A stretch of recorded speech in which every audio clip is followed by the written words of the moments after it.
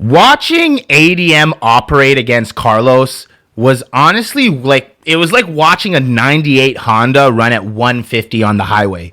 She's going to go, but that bitch is going to shake. Now, I want you to do a little exercise with me. Tell me what these two people have in common above me. I'll wait. These two people. Maxed out. He needs to ride out the rest of his career with zero Grand Slam expectations. It's just what it is. It's just like when you go to an amusement park and you want to get on a ride and you don't meet the physical requirements. You just can't get on that ride. You know, honestly, what you're going to have to do is get out the chair that sounds like a chicken. You know, cluck, cluck, cluck. You know what I mean? Just get out that chair, because that's what you're going to be sitting in for the rest of your career. And it's heartbreaking because you know what? There's no one more deserving than this hardworking man. What more can you have done in that first set? Please tell me. It was the highest level of play of the entire tournament, bar none. But the Ferrari was on cruise control, and the Honda was rattling around like Coco's racket backstage. And it's gotten me pissed off. Why? Because I would have rather seen Bublik have a crack at it.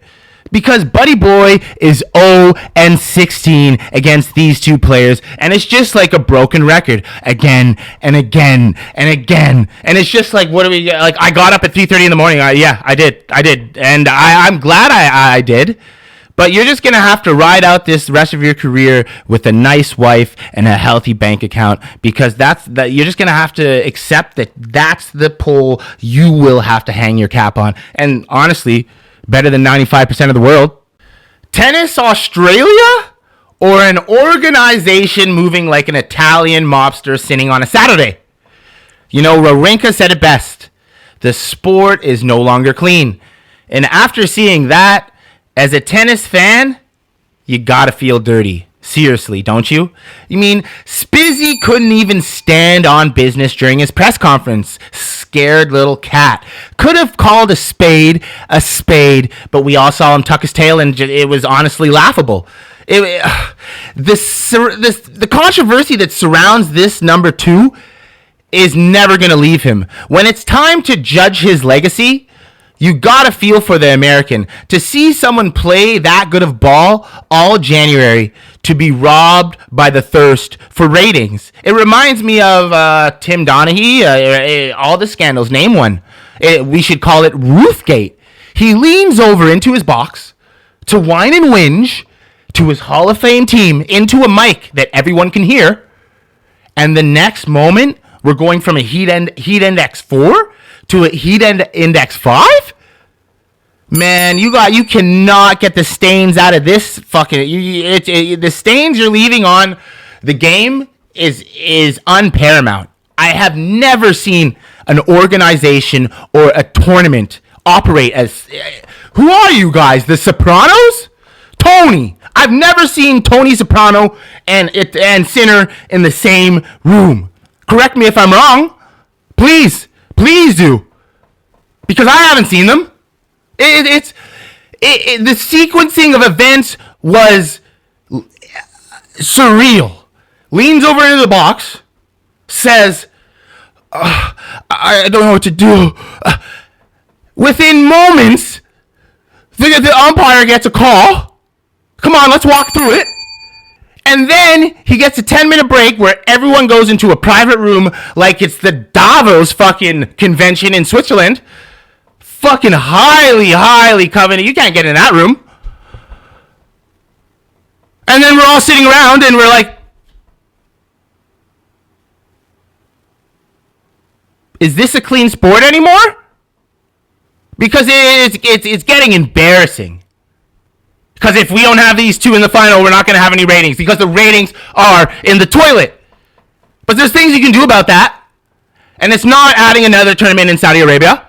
The reason Naomi Osaka withdrew is quite bullshit. And Osaka wants to portray Superfly without earning the template to host the mindset. You want to strut your stuff to the court like Victoria, but you want to withdraw from the tournament like everyone's gossiping your secrets? Like, we're supposed to believe you got some sort of imaginary injury. You see, everybody wants to be Nick Kyrgios, but when you turn up the heat in the kitchen, A lot of people abandon that cook, and no one gets served. So start acting like the last samurai instead of the bloody first one. And you're pussyfooting your way to a walkover. You're just ruining your brand. And you're not only ruining your brand, you're ruining the community's brand. And you know what that's about, nigga. I don't need to fucking talk to you about that. You can talk to Corday at home about that little. You know what I mean? You are ruining the community's brand. And we're already fighting for our lives out there. And you wanna talk shit? Stand on it. Don't talk shit and run with your tail tucked. It's cowardice, dare I say? You've already got a Grand Slam. Chill out on your... Stop putting so much pressure on yourself. Relax. 95% of women that play the sport don't even get to the tour, let alone win a fucking tournament, let alone win a Grand Slam. And you want to act like your mental health is fucked when you're caked up and people can't afford groceries, nigga? God damn. Tennis director Wheeler. Out. Pissed. This is the tennis show you didn't know you needed.